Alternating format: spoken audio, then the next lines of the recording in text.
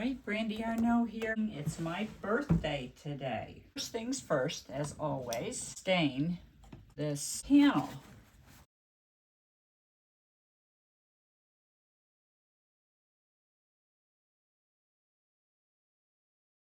So we're going to start by establishing where the shoreline is, and then just a few basic shapes to make good use of the space on the panel that we're working with. And of course, this is thinking of composition at this point.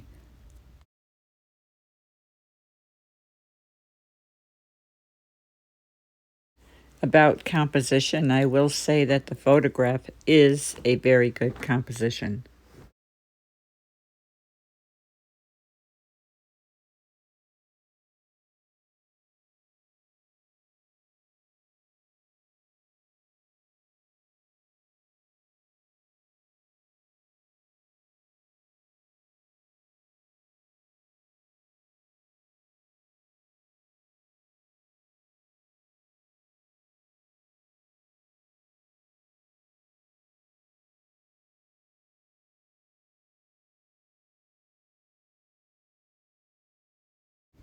Here is a close-up of the two back legs.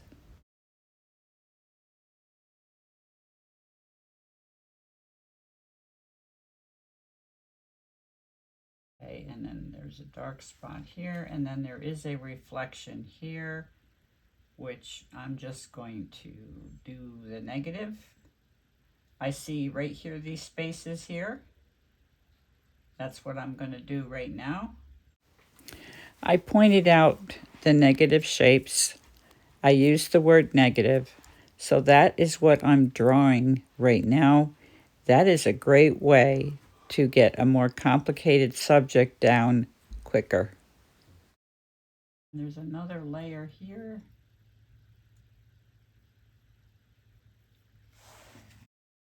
And with the line drawing finished, we are now moving on to block in. So we try to go with the darkest darks, but it looks like this time here, I'm going with the midtones. Probably because there isn't a lot of darkest darks.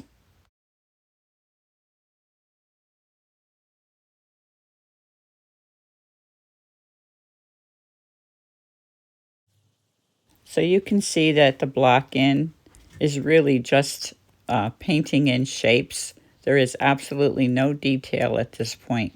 What I'm looking at is value and just general shapes.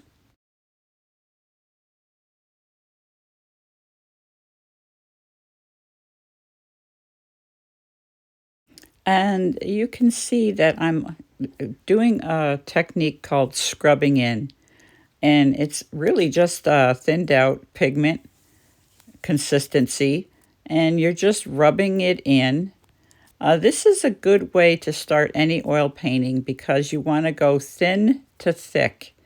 When you do thin to thick, you will not have your oil paint, your finished oil painting, crack on you.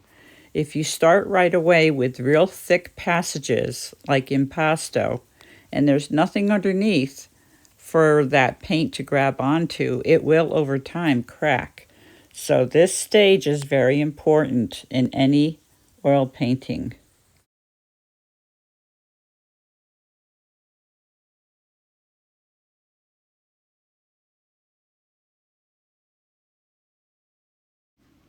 I will say it's looking a bit of a mess right now. We have the values in, and I should be looking at the composition now. Is this interesting? Well, it will be. We're going to do the fox, and we're going to do the reflection of the fox. I might do the water next after the reflection of the fox. Then we'll work on the background down. And probably the most detail will be in the eye. And we're going to start with the nose instead of the eyes. I guess maybe I thought I needed to have the nose in the right spot for me to be able to put the eyes in.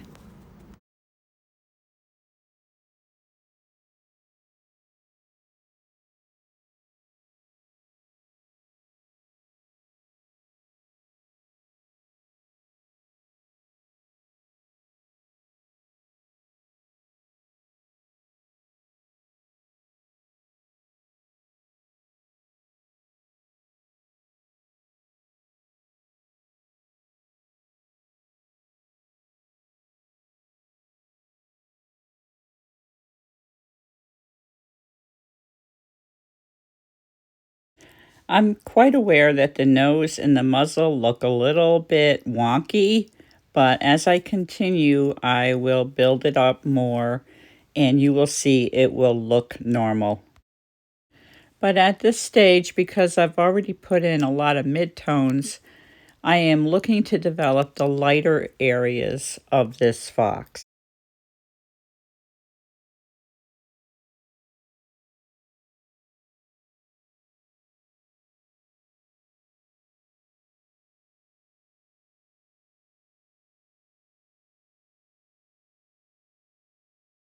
There is a cast shadow here that I want to capture. And it has to follow the curves of the skull. And using the shadow color here to describe the shoulder joint.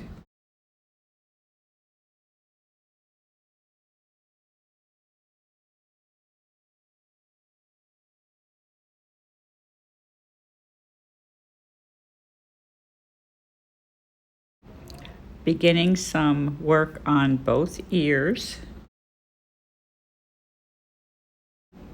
Moving back to using shadow color to describe bone structure around the face and nose.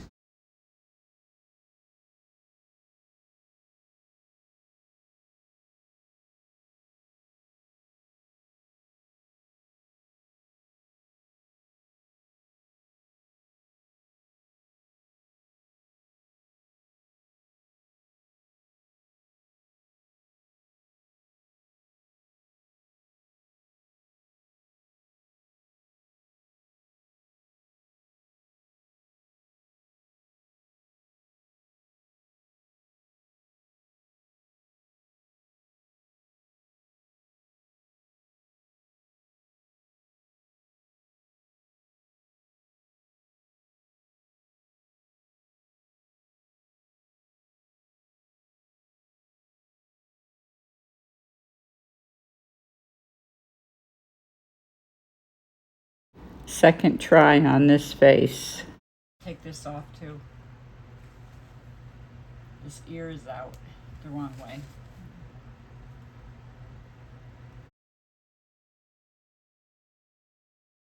So the problem with the ear placement in the first attempt was that it was too high up and it was cutting off the back of the fox.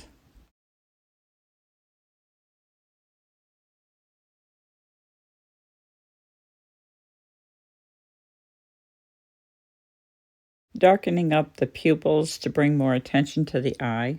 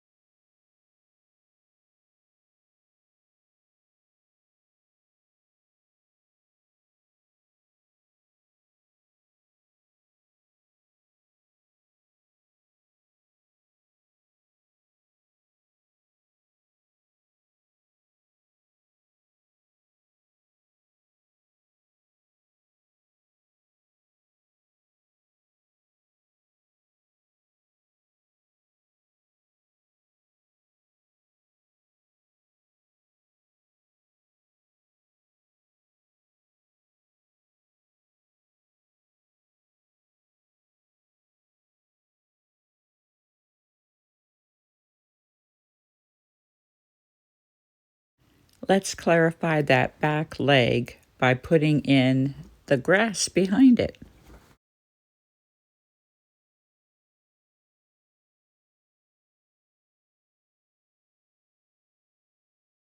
And we're blending the tail.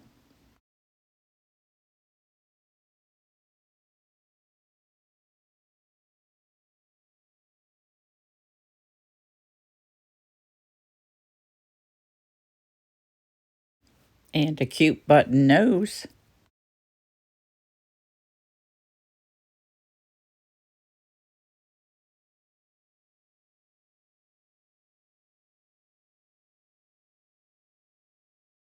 Right here, you see me stealing some black paint from the leg to put around the jawline. I don't need a lot of it, so that's why I'm stealing it there.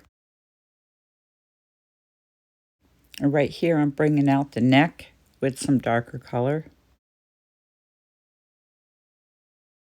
Putting in the back leg to our right.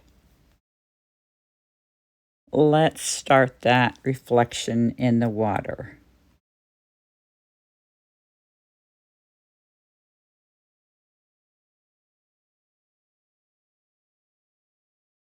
Now, the fox's reflection does not have to be a carbon copy of the fox. I'm just going to basically suggest the fox here. And then I will have the water blur it even more. And I can get away with that suggestion because the water in real life would blur the reflection of anything unless those waters are crystal clear and not moving at all. But most likely there is some movement in the water and it's not crystal clear. So let's take advantage of that and make it easy on ourselves.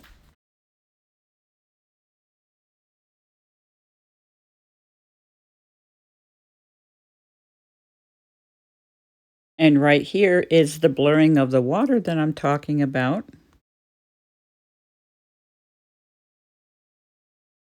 More water to follow.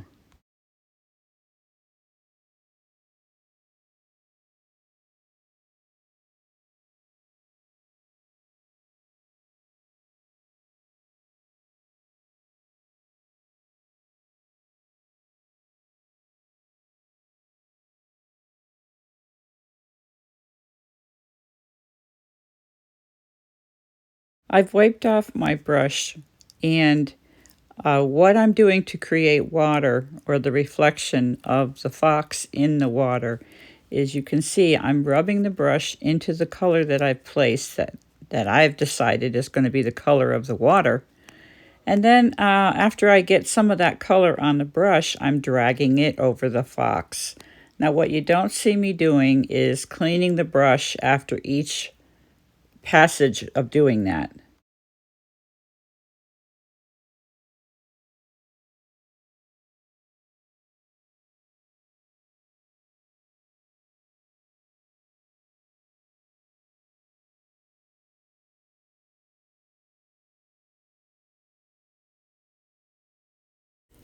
This vertical line that I'm going to paint is for depth. You can notice that I'm taking some of the color off of the grass and putting it into the water.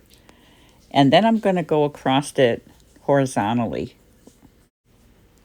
And now the very last thing I'm going to paint to create this pool of water is what is called the water line. And that is a very light color that's right up against the edge of where the water meets the shore, or in this case, grass. And there we have it, a fox's reflection in a pond of water. And now we turn our attention to developing this background in a way that looks like there's something way far back, and then something in the middle, and then something in front of the fox. Notice that the paint is thicker.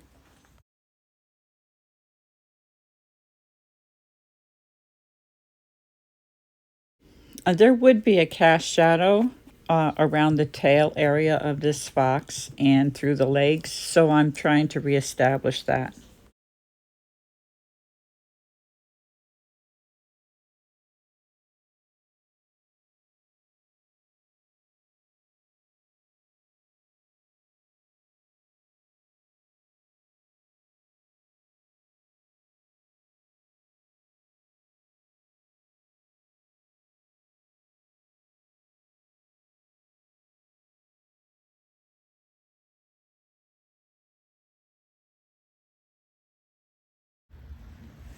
We are done.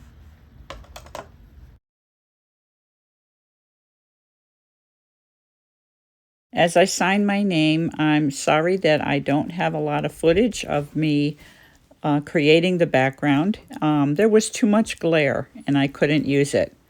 But thank you so much for watching as you have, and I hope that you will consider subscribing and liking this video, and please leave a comment.